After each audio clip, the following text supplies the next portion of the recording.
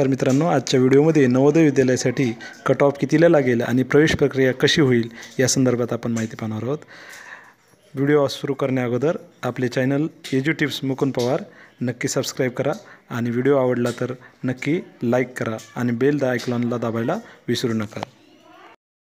नमस्कार मित्रांनो, एज्युटिप्स मुकुंद पवार चॅनलमध्ये आपले हार्दिक स्वागत आहे। नवोदय विद्यालयाची नेमकी 6 एप्रिलला परीक्षा झालेली आहे आणि बऱ्याच जणांच्या मनामध्ये असा प्रश्न आहे की या प्रश्नाचे कट ऑफ किती लागतील। जर माझा मुलगा किंवा मी विद्यार्थी म्हणून या परीक्षेसाठी पात्र झालो नवोदयासाठी तर मला कोणकोणते डॉक्युमेंट लावतील आणि डॉक्युमेंटची प्रोसिजर काय आहे। चला तर पाहूया ही प्रोसेस। तर सर्वप्रथम आपण आपले चॅनल एज्युटिप्स मुकुंद पवार सबस्क्राईब करा। पाहूया आपली वेबसाईट आहे nvshq.org। यामध्ये संपूर्ण प्रोसिजर दिलेली आहे की यावर्षी कट ऑफ किती लागेल आणि प्रोसिजर काय असेल। तर चला पाहूया।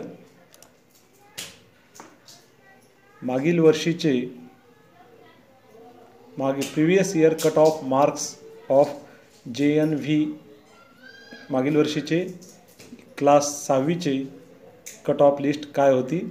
जनरल 71 ते 76, OBC म्हणजेच इतर मागासवर्गीय 69 ते 70, SC म्हणजे अनुसूचित जाती यामध्ये 60 ते 68 पर्यंत लागून जाईल आणि ST म्हणजेच अनुसूचित जमाती यांचं 52 ते 59-60 या दरम्यानच कट ऑफ लिस्ट लागून जाईल।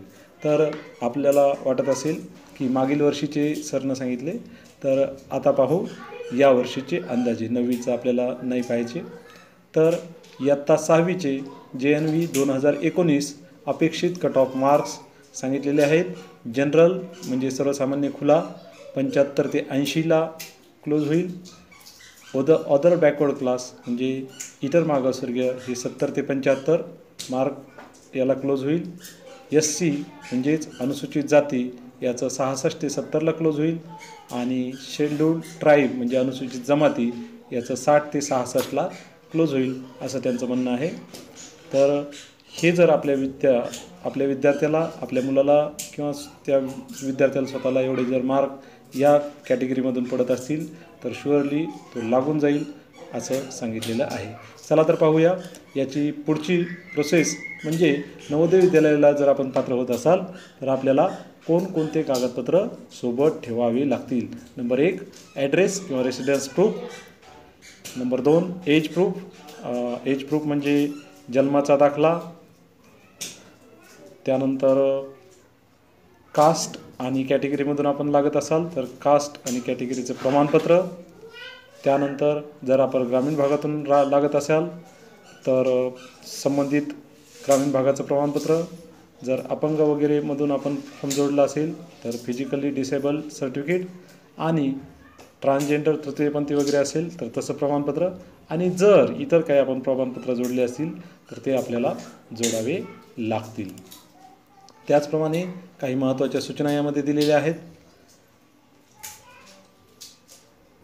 विद्यार्थ्यानं जे मार्क घेतलेले आहेत सिलेक्शन टेस्टमध्ये, ॲडमिशन प्रोसेसमध्ये त्याला विचारलं जात नाही, कारण की एकदा सिलेक्शन झाल्यानंतर त्याचं पुढे एक सिलेक्शनपर्यंतच त्या मार्कांचं संबंधित आहे। उत्तरसूची पुन्हा तपासणी, पुनर्पडताळणी करण्याची कसली याच्यामध्ये हे दिलेलं नाही। There is no provision of re-evaluation of answer book.